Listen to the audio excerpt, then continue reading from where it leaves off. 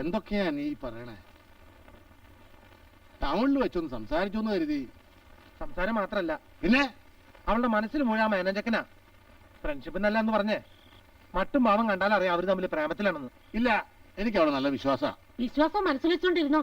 പെണ്ണ് പഴക്കും പറഞ്ഞോളും. മിണ്ടിപ്പോരുത്. ഇപ്പൊ ഈ നിമിഷം അവളുടെ വായ കൊണ്ട് തന്നെ നിങ്ങളെ കേൾപ്പിക്കാം. ഓരേ ശീരു മോളെ,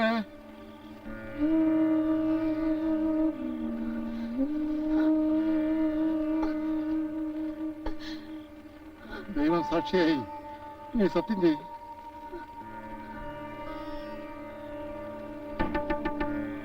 ഈ അമ്മാവന്റെ വിശ്വാസത്തിന്റെ ബലത്തിന് കുടിയൻ ദൈവത്തെ സാക്ഷി നിർത്തി സത്യം ചെയ്യ്. എന്റെ മോളുടെ മനസ്സിൽ ആരുണ്ടെന്ന്.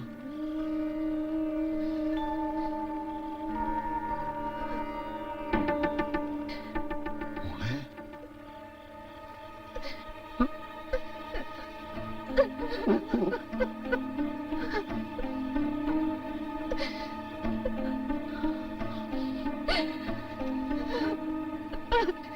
എന്താ മോൾക്ക് പറ്റിയ?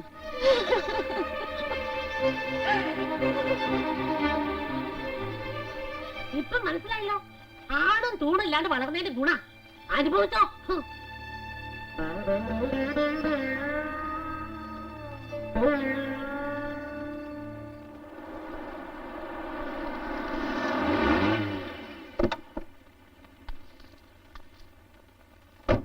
കുഞ്ഞു എവിടെ? കുഞ്ഞോടെ കുഞ്ഞു എന്താ ഏട്ടാ? എവിടെ? ഇവിടെ എവിടെയെങ്കിലും കാണും. എന്താണ്ടായി? എന്താ കാര്യം? എന്താ സുധാര? ആ കോലം കിട്ടുന്ന ചെക്കനും തള്ളയും കമ്പനിയിൽ വന്ന് ഉറഞ്ഞു തുള്ളിയിട്ടാ പോയത്. മുന്നിൽ പോലും നിൽക്കാത്ത വർഗങ്ങളാ ഇന്ന് ആ കമ്പനിയുടെ പണിക്കാരുടെ മുമ്പിൽ വെച്ച് എന്റെ മുഖത്ത് വിരൽ ചൂടിയാ സംസാരിച്ചത്. തൊലി ഉരിക്കും. എന്താ കാര്യം? ആ മലയത്തി പെണ്ണുമായിട്ട് അത്ര ഇവനിപ്പോ കൂട്ടുകെട്ട്. എന്റെ ഈശ്വര, എന്താ കേക്കണേ? അതെയോ മോനെ? അങ്ങനെയൊന്നുമില്ല.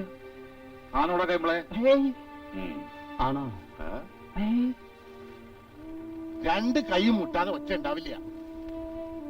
എന്തൊക്കെയാ കേൾപ്പിക്കുന്നത് മോനെ? ഇടയ്ക്കെങ്ങാനൊന്ന് കണ്ടാല് സംസാരിക്കാറുണ്ട്, അല്ലാതെ. പാലക്കാട് പഠിക്കാൻ ചേർത്തപ്പോ ഇങ്ങനെ കണ്ട് സംസാരിച്ചു തന്നെയാ തറവാടിനൊരു തീരാദുഃഖം വരുത്തി വെച്ചത്. പണ്ട് ഈ തൊടിയിൽ പോലും കയറാത്ത ജാതികളാ ഇപ്പൊ ഗുളികനും ഭൂതവും കെട്ടി കുടുംബത്തിലേക്കായി. നിലയ്ക്ക് നിർത്തേണ്ടത് ആ പെണ്ണിനെയാ, പുറകെ കൂടി ശല്യം ചെയ്യാറുള്ളത് അവളാ. വിരല് കൊടുത്താൽ കൈ വിഴുങ്ങും, അതാ ഇനം. അങ്ങനെ ഒരു മോഹം അവളുടെ മനസ്സിലുണ്ടെങ്കിൽ അത് വളർത്താൻ പറ്റില്ലല്ലോ. അവിയിലാണ് എല്ലാം ചേരുമെന്ന് കരുതി അവനെ കണ്ണ ഒഴിക്കാൻ പറ്റൂ? എവിടെ നമ്മളെ എന്റെ കൊളകുപ്പ എടുത്തോണ്ട് പാടോ? ഞാനും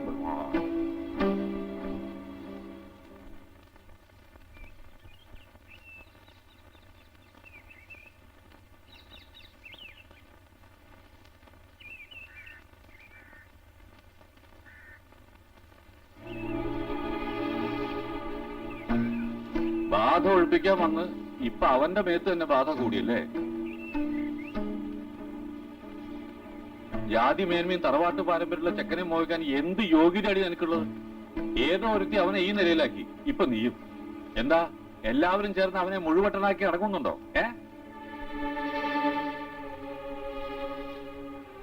മോള് ഭയന്നു പോയില്ലേ? ഇങ്ങനെ പലരും പേടിപ്പിക്കും മോളെ. എന്റെ മോള് പതറരുത്. ഇപ്പോഴും രാവും പകലും തിരിച്ചറിയാത്ത മനസ്സവന്റെ. അവനൊരു തുണയായി കാണാൻ ആഗ്രഹമുണ്ട്. അറിഞ്ഞിടത്തോളം നിനക്ക് മാത്രമേ കഴിയൂ. എനിക്ക് ഉറപ്പുണ്ട് എന്റെ ദേവരെന്നെ കൈവിടില്ല.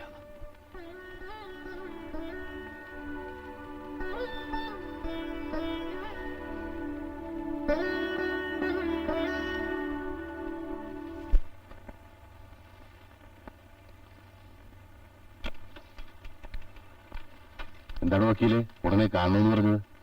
എറണാകുളത്ത് നിന്ന് സ്വാമിനാഥ സാറിന്റെ ഫോണുണ്ടായിരുന്നു. ഇങ്ങനെ ഒരു ജഡ്ജ്മെന്റ് സാറ് പോലും പ്രതീക്ഷിച്ചില്ലത്രേ. ഒടുവിൽ കേസിൽ അവൻ തന്നെ ജയിച്ചു.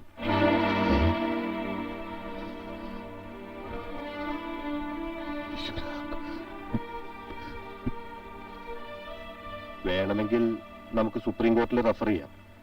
പക്ഷേ തെളിവും സാഹചര്യവും പ്രതികൂലമായ സ്ഥിതിക്ക് തോൽവി സമ്മതിക്കുന്നതാണ് എന്തുകൊണ്ട് നല്ലത്. നോ, എവിടെ വേണമെങ്കിലും പോകാം, എത്ര വേണമെങ്കിലും ചെലവാക്കാം. എനിക്ക് കേസ് ജയിച്ചേ പറ്റൂ. സുധാരേട്ട, ഈ ആവേശവും വാശിയും ഇനി വേണം. എന്ന് വെച്ചാ തിരുവമ്പാട്ട് സുധാകരമേന തെണ്ടിയുടെ മുമ്പിൽ തറ പറ്റിയെന്ന് അല്ലേ? അപ്പോ തന്റെ നിയമ പുസ്തകത്തിൽ എന്നെ രക്ഷിക്കാൻ ഇനി ഒരു പഴുതുമില്ലേ?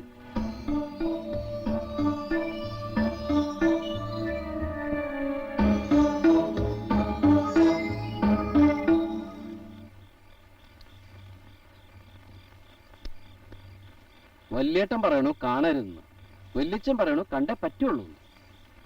ഇപ്പതാ കൈമളും തുടങ്ങിയിരിക്കുന്നു. എല്ലാവർക്കും ഇഷ്ടാനുസരണം തട്ടിക്കളിക്കാൻ എന്റെ ഹൃദയം എന്താ റബ്ബർ പന്താ? നിന്റെ ഗുണവും ദോഷവും അറിഞ്ഞ് നിന്നെ സ്നേഹിക്കാൻ കഴിവുള്ള ഒരു പെണ്ണ് കൂടുണ്ടെങ്കിലേ ഇനി നിനക്കൊരു ഭാവിയുള്ളൂ. വേണ്ട കൈമളെ, സഹതാപം കൊണ്ട് കിട്ടുന്ന സൗജന്യം ഒടുവിൽ നിശ്ചയിച്ചുറപ്പിച്ച കല്യാണം മുടക്കാൻ വീണ്ടും ഒരു ഭ്രാന്തന്റെ വേഷം. ഒന്നും വേണ്ട. ഒരിക്കലും അതുപോലെ ആവില്ല, എനിക്ക് ഉറപ്പുണ്ട്. ആരെതിർത്താലും നിനക്കൊപ്പം അവൾ ഉണ്ടാവും. അവളുടെ മനസ്സ് നിനക്കറിയാത്തോണ്ടാ. അല്ല, സ്വന്തമായിട്ടൊരു പെടക്കോഴി പോലും ഇല്ലാത്ത കൈമളാണോ പെണ്ണിന്റെ മനസ്സിനെ കുറിച്ച് സംസാരിക്കുന്നത്? വാത്സ്യായന മുനി കാമശാസ്ത്രം എഴുതിയത് കല്യാണം കഴിച്ചിട്ടാണോ? ആണോ? അല്ലേ? അല്ല, അതിപ്പോ എന്തോ ആയിക്കോട്ടെ. നെഞ്ചി കൈ വെച്ചോട്ട് നിനക്ക് പറയാൻ പറ്റുമോ നിന്റെ മനസ്സിൽ അവളില്ലെന്ന്? അങ്ങനെ പെട്ടെന്ന് ചോദിച്ചാ എന്താ പറയാ? കൈമണ്ണൂടായതുകൊണ്ട് ഞാൻ എല്ലാം തുറന്നു പറയാം. അവളെ ഇഷ്ടപ്പെടാതിരിക്കാൻ 3 കാരണങ്ങളുണ്ട്. എന്താ? ഒന്നാമത്തെ എന്താണെന്ന് വെച്ചാ അത് ഞാൻ പിന്നെ പറയാം. രണ്ടാമത്തത് അത് ഞാൻ മറന്നുപോയി. മൂന്നാമത്തെയോ? എനിക്കറിയില്ല.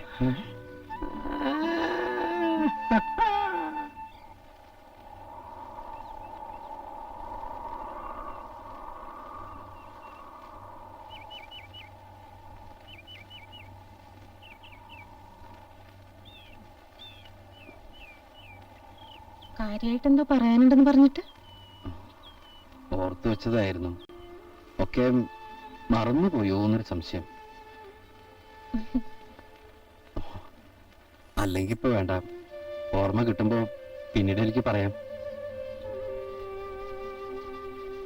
ഈ മുഖം നോക്കി ആ മനസ്സെനിക്ക് വായിക്കാം.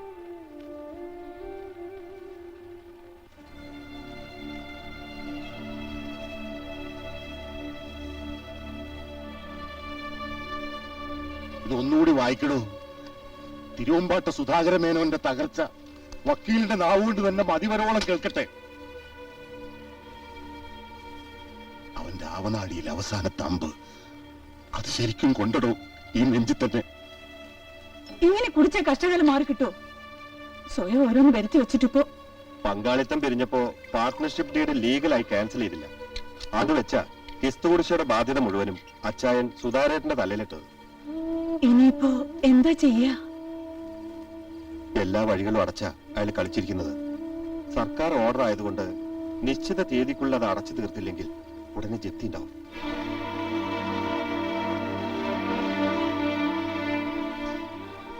രക്ഷപ്പെടാൻ എന്തെങ്കിലും മാർഗമുണ്ടോ വക്കീലെ? ഒറ്റ മാർഗേ കാണുന്നുള്ളൂ. ലീഗൽ ആക്ഷൻ സ്വന്തം വസ്തുവിലാവുമ്പോ വോട്ട് കമ്പനിയിലായിരിക്കും ജപ്തി നടപടി.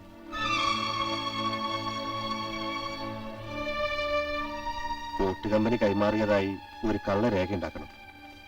തൽക്കാലം രക്ഷപ്പെടാൻ അതേ വഴിയുള്ളൂ. അതിപ്പോ കുഞ്ഞുന്റെ സമ്മതം കൂടി വേണ്ടേ? തൽക്കാലം ആരും അറിയണ്ട. പണ്ട് കാശിന്റെ ആവശ്യത്തിന് പ്ലഡ്ജ് ചെയ്യാൻ കുഞ്ഞുവിൽ നിന്നും വാങ്ങിച്ച പവർ ഓഫ് അറ്റോർണി നമ്മുടെ കയ്യിലുണ്ട്. അതിനിപ്പോഴും വാല്യൂ ഉണ്ട്. രജിസ്ട്രാറെ കണ്ട് അത് വെച്ച് നമുക്കൊരു സെയിൽ ഡീൽ ഉണ്ടാക്കാം. എന്താ വക്കീലെ?